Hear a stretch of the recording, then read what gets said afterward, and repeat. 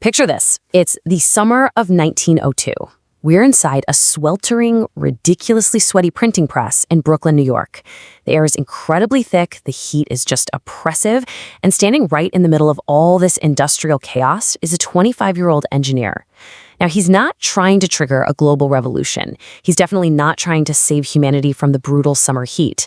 In fact, he's just trying to solve a really boring, incredibly mundane problem. One that, entirely by accident, is about to secretly rewire the entire planet. So that young engineer, that was Willis Carrier.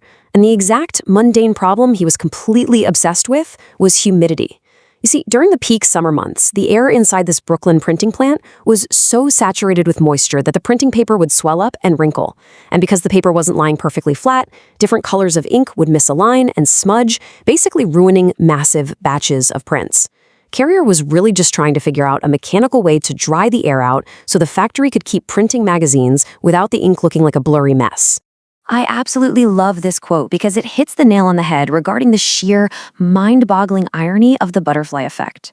Willis Carrier was just trying to fix a tiny industrial glitch for a printing press. But in doing so, he accidentally kicked off this massive $2 trillion economic loop that fundamentally transformed global real estate, reshaped geopolitics, and literally changed where human beings could physically survive. We are quite literally living in a world engineered to prevent paper from wrinkling. Section 1. Life before artificial cooling.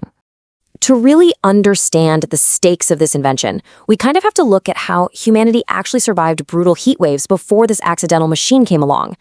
Before artificial cooling, nearly half of the United States, specifically places down south like Texas, Florida, and Arizona, were considered borderline unlivable during the summer. We're talking about sustained temperatures soaring over 100 degrees Fahrenheit, or about 38 degrees Celsius, combined with suffocating humidity. Malaria and heat stroke were totally rampant. In fact, the summer heat was so intense that corporate and industrial work effectively ground to a complete halt for a quarter of the year. The economy simply couldn't function in the sun. But what's super fascinating here is how human ingenuity adapted to this harsh reality. They didn't have machines, right? So they designed these brilliant ancient architecture survival mechanics. If you walked into a 19th century Southern mansion, you wouldn't see low, flat ceilings. You'd see these massive 12 to 14-foot high ceilings designed to pull the hot air up and away. You'd find giant open windows aligned perfectly for cross-ventilation, just to catch the absolute slightest breeze. You'd see those little glass transom windows above interior doors to keep the air flowing even when rooms were closed off.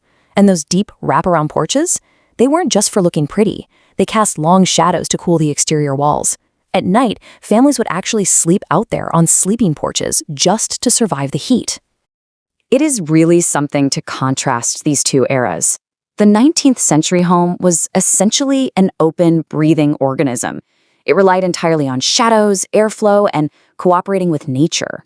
Fast forward to today, and we have these completely closed, sealed, artificially chilled glass towers in modern deserts like Dubai. We literally went from engineering our buildings to breathe the outside air to engineering our buildings to completely reject it. And, people went to extreme, frankly, exhausting lengths before AC. There was an entire 19th century ice industry. Just imagine this for a second. Workers in the dead of winter carving massive blocks of ice out of frozen northern lakes. They'd pack this ice in thick layers of sawdust to insulate it, load it onto trains, and ship it all the way down to the sweltering south. All of this immense labor, just so someone could place a melting block of ice in front of a primitive mechanical fan to create a temporary, weak breeze. It wasn't comfort. It was a desperate, everyday war against the heat. Section 2. Decoding the humidity puzzle. Which brings us right back to our young engineer standing on a cold, foggy train platform in Pittsburgh. Carrier had this massive aha moment while staring at that fog. Up until then, everyone fighting the heat had focused entirely on temperature, like putting that block of ice in front of a fan. But looking at the fog, Carrier realized that fog is just water vapor condensing because the air cooled down. He realized the true enemy of comfort wasn't just heat, it was humidity.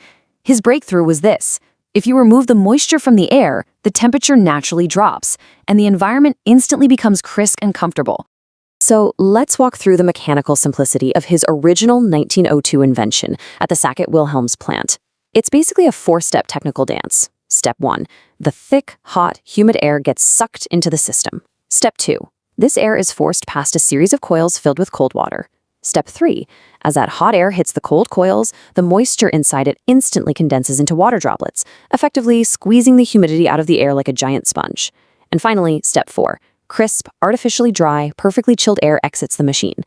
Problem solved. The ink stops smudging. And there's this charming little anecdote behind that brilliant engineering. Willis Carrier, the man who mathematically conquered indoor climates, was actually terrible at math as a kid.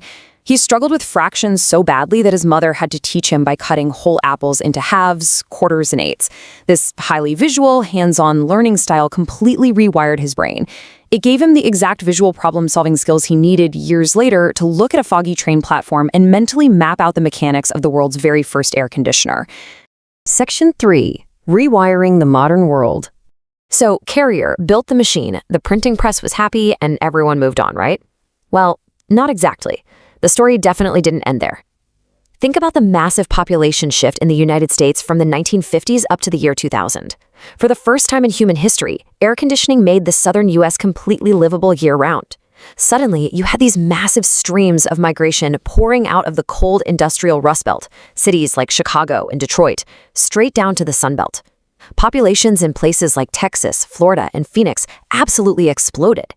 This didn't just change zip codes, it entirely shifted the political, economic, and electoral power of the United States southward. And the technology just kept scaling, eventually enabling the rise of extreme real estate across the globe. Today we have these futuristic desert metropolises like Dubai. We are literally building massive glass skyscrapers, which, let's be honest, are basically giant greenhouses, right under a scorching 50 degrees Celsius sun. It's a total architectural paradox, made possible only because massive central HVAC systems are furiously pumping millions of cubic feet of cold air into these towers, fighting back against the extreme heat distortion waves right outside those glass panels. Over time, this technological shift created an absolute economic titan, $2 trillion. That is the staggering scale and economic value of the modern global cooling industry today. What started as a bespoke, hand-tinkered apparatus in a sweaty printing press is now an invisible infrastructure that props up our data centers, hospitals, skyscrapers, and homes all over the world. It is an artificial climate loop that we are now totally, completely dependent upon. But that dependence comes with a mind-bending cost. When you look at the electricity consumed globally just by air conditioning units, and you compare that to the total electricity consumption of all the nations in the entire continent of Africa combined, the AC wins out.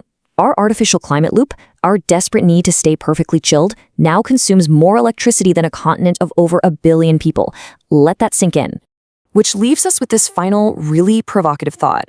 We literally changed the face of the earth, triggered massive human migrations, built glass towers in the desert, and created an energy-hungry $2 trillion industry, all just to save some smudging ink on a printing press back in 1902. We've successfully engineered a world where we can't even survive without our artificial cold. So as the planet gets hotter outside and our machines have to work harder inside, what exactly happens next? It's definitely something to ponder until our next explainer. Keep questioning, and I'll catch you next time.